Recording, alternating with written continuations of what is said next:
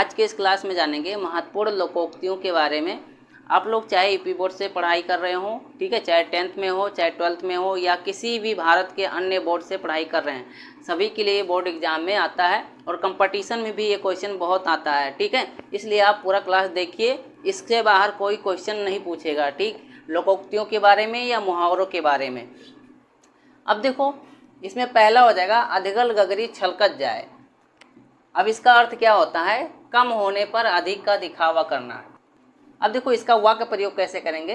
तो नरेश कमाता है तो 3,000 रुपये महीने और 5,000 रुपये का सूट बनवा लिया जैसे बड़ा धनी हो, ठीक है।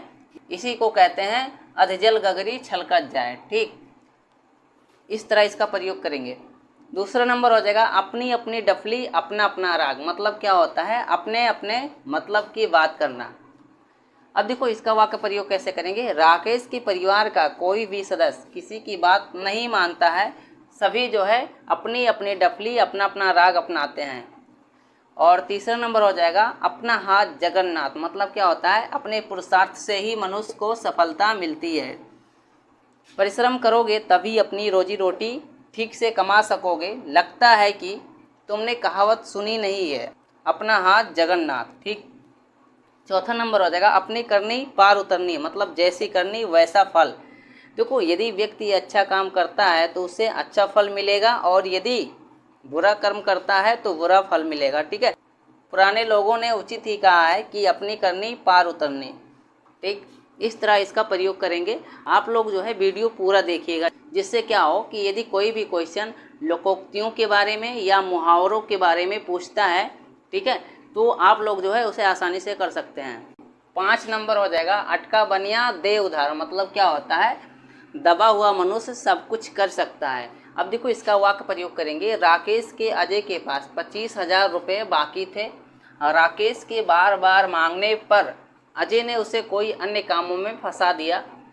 खींच कर राकेश ने बोल उठा, अटका बनिया दे उधार, कहावत सही कही गई है।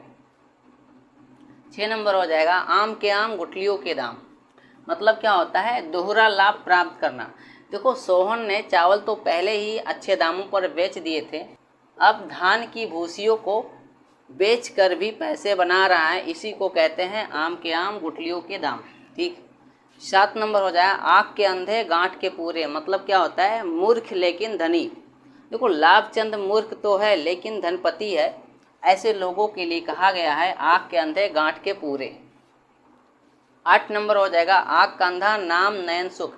मतलब क्या होता है कि नाम के विपरीत गुण होना। देखो करोड़ीमल नाम के व्यक्ति को भीख मांगकर अपना पेट पालना पड़ता है, यह तो वही बात हुई आँख का अंधा नाम नयन सुख। 9 नंबर हो जाएगा आगे नाथ ना पीछे पगहा। मतलब क्या होता है? बंधनहीन। देखो रामू के कार्यों का अनुसरण मत करो, क्योंकि उसके तो आगे नाथ ना पीछे पगहा है, लेकिन तुम्हारे साथ ऐसा नहीं है, ठीक। 10 नंबर हो जाएगा आए थे हरि भजन को ओटन लगे कपास। मतलब क्या होता है? करना चाहिए था कुछ और करने लगे कुछ और। अब देखो इसका वाक्य प्रयोग करेंगे। ज्ञानी उद्धव गोपियों का मन कृष्ण की भक्ति से हटाकर निराकार की ओर मोड़ने गए थे, पर स्वयं ज्ञान मार्ग छोड़कर प्रेम मार्गी बन गए। इसी को कहते हैं आए थे हरि भजन को ओटन लगे कपास। 11 नंबर हो जाएगा आसमान से गिरा खजूर पर अटका। मतलब क्या होता है? एक मुसीबत से छूटा दूसरी मुसीबत में पड़ गया। देखो चुनाव आयोग ने जयललिता को चुनाव लड़ने से रोक दिया था, तब राज्यपाल फातिमा बीवी ने उन्हें मुख्यमंत्री तो बना दिया, परंतु सर्वोच्च न्यायालय के फैसले के बाद जयललिता को मुख्यमंत्री पद छोड़ना पड़ा। इसी को कहते हैं आसमान से गिरा खजूर पर अटका, ठीक है। 12 नंबर हो जाएगा आधी तज सारी को धावे आधी रहे न सारी पावे। मतलब क्या होता है? अधिक पाने के लालच में जो है अपना उसे भी गंवा देना। देखो ललित के पास गाढ़ी कमाई के कुछ रुपए थे। अधिक कमाने के लिए उसने उसे ऊंची ब्याज दर पर उधार दे दिया। उधार लेने वाले की मृत्यु हो गई और ललित का मूलधन भी डूब गया। इसी को कहते हैं आधी तज सारी को धावे आधी रहे ना सारी पावे, ठीक है। और 13 नंबर हो जाएगा इधर कुआं उधर खाए। मतलब क्या होता है? सभी ओर परेशानी या चारों तरफ परेशानी। देखो शेर से बचने के लिए सुरेश पेड़ पर चढ़ गया। घबराहट में जिस डाल पर वह जो है बैठा उस पर एक विषैला सर्प पहले से ही मौजूद था। इसी परिस्थिति को कहते हैं इधर कुआं उधर खाई।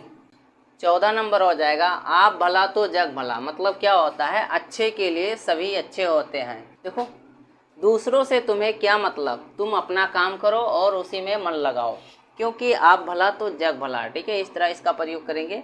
15 नंबर हो जाएगा उल्टे बास बरेली को। मतलब क्या होता है, विपरीत कार्य वाला। देखो, मंत्री जी ने बांस से बने फर्नीचर मंगाने का आदेश मुंबई की एक कंपनी को दिलाकर उल्टे बांस बरेली को चरितार्थ की। ठीक है। और 16 नंबर हो जाएगा उल्टा चोर कोतवाल को डांटें। मतलब क्या होता है, अपना दोष स्वीकार ना करके निर्दोष को दोष देना। देखो, सुनील से जब प्रधानाचार्य से की गई उसकी उद्दंडता के बारे में मैंने पूछा तो वह मुझे दोषी ठहराने लगा। ठीक ही कहा गया है कि उल्टा चोर कोतवाल को डांटे। ठीक है।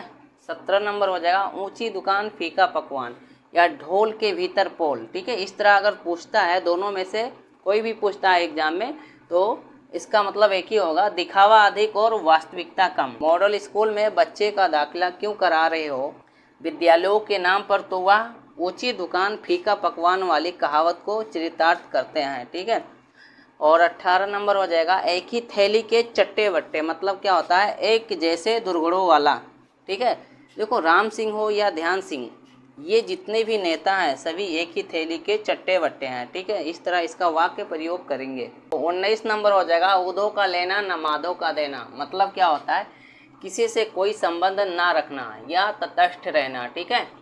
अब देखो, वह तो कार्यालय आता है, काम करता है और वापस घर चला जाता है, महीने के अंत में अपनी तनख्वाह ले लेता है। उसके ऊपर यह कहावत जो है सही उतरती है, उधो का लेना न माधो का देना। ठीक। और 20 नंबर हो जाएगा एक म्यान में दो तलवार। मतलब क्या होता है, एक ही स्थान पर दो विचारधाराएं नहीं रह सकती हैं। अब इसका वाक्य प्रयोग करेंगे। राहुल ने अजय से कहा कि तुम या तो मुझसे मित्रता कर लो या ऋषि से, दोनों से संबंध निभाना उसी प्रकार संभव नहीं है जिस प्रकार एक म्यान में दो तलवार का रहना संभव नहीं है। और 21 नंबर हो जाएगा एक तो चोरी दूसरा सीना चोरी। मतलब क्या होता है, एक तो गलत कार्य करना और दूसरा बहस भी करना। ठीक है। शिक्षक ने छात्रों को काम पूरा न करने पर डांटा तो वह उनसे काम के कठिन और परिमाण में अधिक होने की शिकायत करने लगा। इस पर शिक्षक ने उससे कहा कि एक तो चोरी और दूसरा सीना चोरी। ठीक। 22 नंबर हो जाएगा एक पंथ दो काज। मतलब क्या होता है, एक प्रयत्न से दोहरा लाभ। देखो, मोहन परीक्षा देने हरिद्वार गया था, उसने परीक्षा भी दे दी और गंगा स्नान भी कर आया। इससे कहते हैं एक पंथ दो काज।